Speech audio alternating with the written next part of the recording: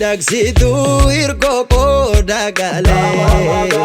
si'eessitu mogolee familee jaalala kee godhadhee gilgaala ogummaa koon si ibsuu fayyala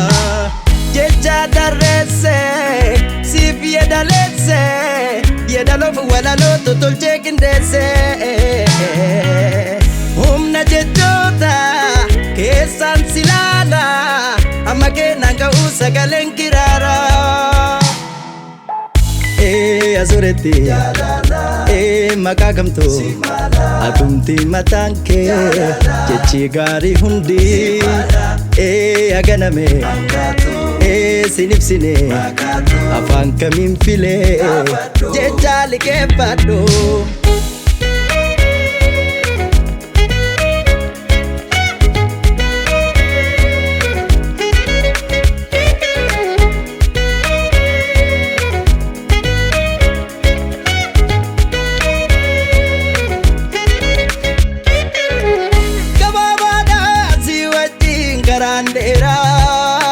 Kolfakeetiin halkan nuunaaf ifeera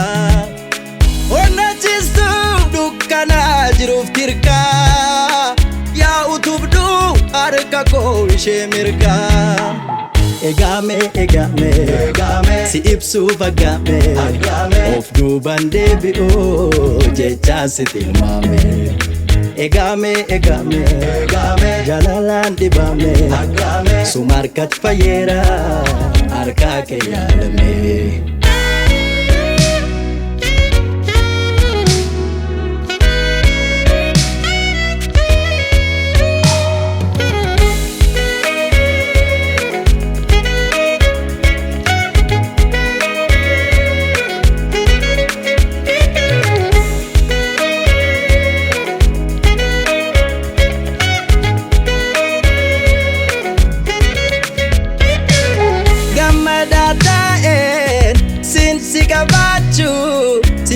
Simbonesi wajjin jiraachuu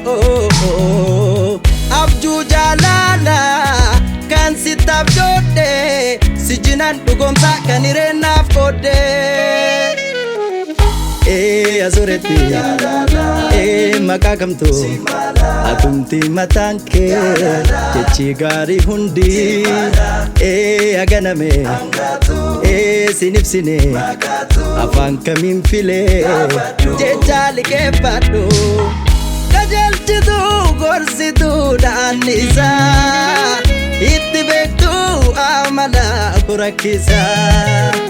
ulfina goosaan sagaa mana kooti si argadheen jiraadhe akka mootii Egame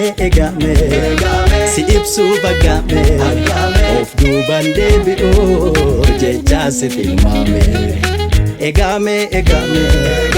jalalaan dhibame suma harkatti fayyeera harkaa kee yaalame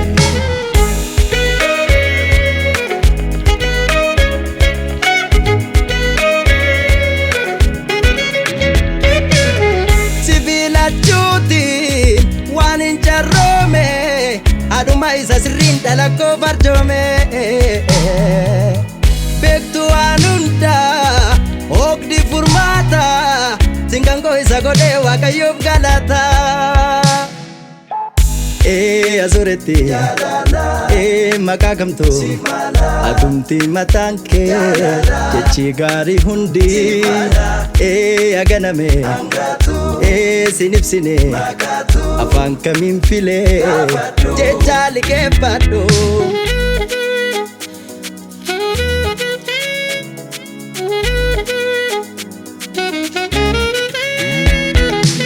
humni muuziqaa galmeen jechoota homaa sin ibsaa naqamni noota ribuun gitaaraa kirriin masiinqoo sumattuun dhiyaataan hin qabaani sorgo egame si ibsuuf aggaame of duuban deebi'oo jechaa si tilmaame egame jalalaan dhibame suma harkatti fayyeera